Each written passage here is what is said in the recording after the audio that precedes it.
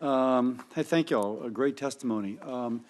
Dr. Capiano, there's been a lot of discussion regarding the increased use of renewables.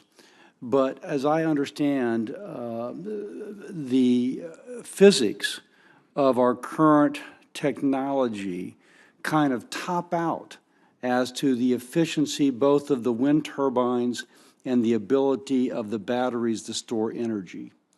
And that these are immutable, if you will. They are laws of physics, which in turn will top out the contribution that renewables can make to our overall energy mix.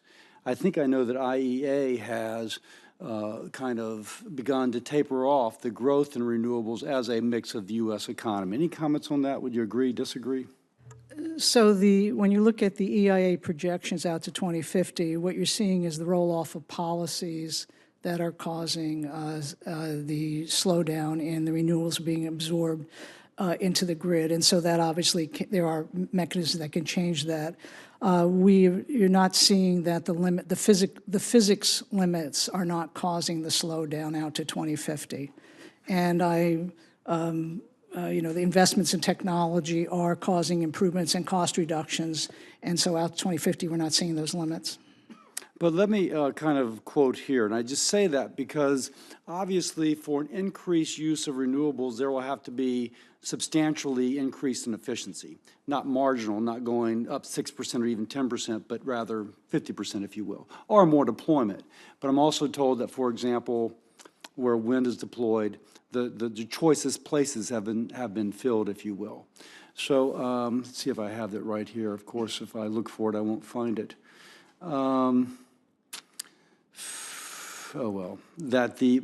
Suffice it to say, well, for example, here for the batteries, the physics of using silicon to convert photons into electrons ends at about 33% conversion, called the Shockley-Queisler limit.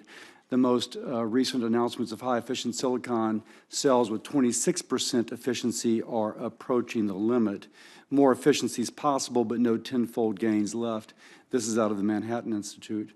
Would you dispute that or kind of acknowledge it and say maybe we'll find something else to do?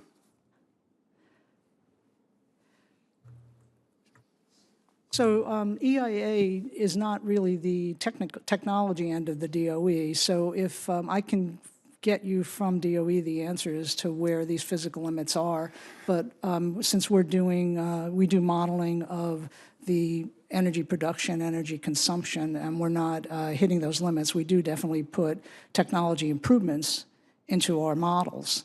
Okay. Okay. But you rely upon others to say what those technology improvements have the potential to deliver.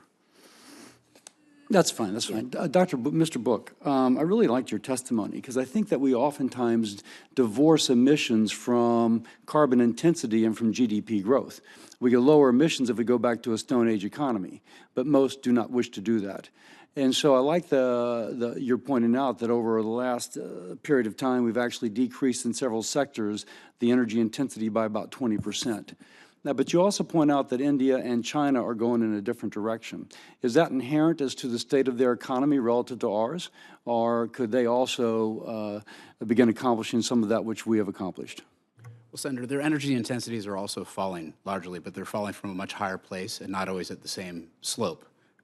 From the perspective of whether they're doing better or worse, they're doing a lot worse from an economic perspective. So that energy intensity that they face is more of an economic problem for them because per capita incomes are lower. So we really have it good two ways, right? We're more efficient users with higher per capita incomes. I think also just to your prior question, I sense that your question is about the physical limits, and I think the administrator's point was that that's not what's breaking the model. One of the things, though, is that energy has trade-offs. So we don't necessarily buy the 33% efficient solar panels, and there's barely any that I think have ever been made. The highest are in the high 20s. We mostly buy them in the teens, and it takes a lot more space as a result. So the trade-off when you have energy that is renewable is often that you're going to have to use more space, or there's other aspects of renewable energy that, just like conventional energy, there's a downside that comes with the upside. And one of the things that's hard to see when you're at a small penetration level is what that downside is like. But as we get to a higher penetration level, long before we're stopped by those physical limits, we run into real problems. And these are some of the problems that you can see in developments where environmental challenges against solar arrays in the desert because of biodiversity concerns are showing up. That's what it's like to be big time. And so there are definitely other factors that create drag on some of the projected growth rates. I'm out of time. I agree with you. I'm all for renewables, but I do think we have to be sensible if we're going to promote economic growth, which obviously requires energy. So again, I thank you for your testimony. I'm out of time. It's the deference of this. Can I just jump in real quick on solar? Just first, I don't think the numbers you quote are wrong in terms of the efficiencies. And a 33% cell is probably one you'd find on a NASA, spacemobile. As Kevin says, that we're looking more like 19, 20%.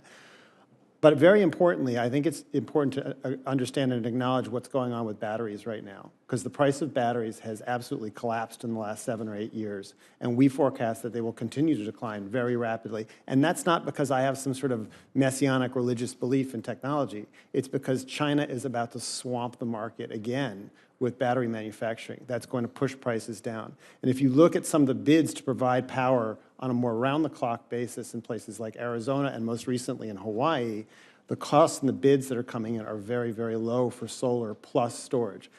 To be clear, that's being subsidized with a federal tax credit, which is helping to depress those prices, but it's getting much cheaper, and we view that crossover as coming for sure. So you're right, the system is limited in how much you can just throw a ton of solar on, but eventually we'll have enough storage to help address that. But going back to Mr. Book's point, that will be a lot of space for that storage.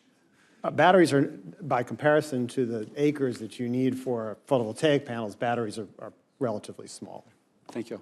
Thank you. Madam Chair, Senator Cassidy, one thing you mentioned about when the choicest places have been filled, and to some extent that's true on land, but there is a gigantic untapped potential for wind offshore. It dwarfs what's on the land. The wind blows, the efficiency, the capacity factor is higher. So I just want to point that out. We've done a lot on land, but the offshore is where the future is, I think, in terms of really large scale. Which is why Senator King, Senator Murkowski, and Cassidy want you to get on our revenue sharing bills. So we can share some of those revenues from those wind turbines. That's exactly right. Exactly right.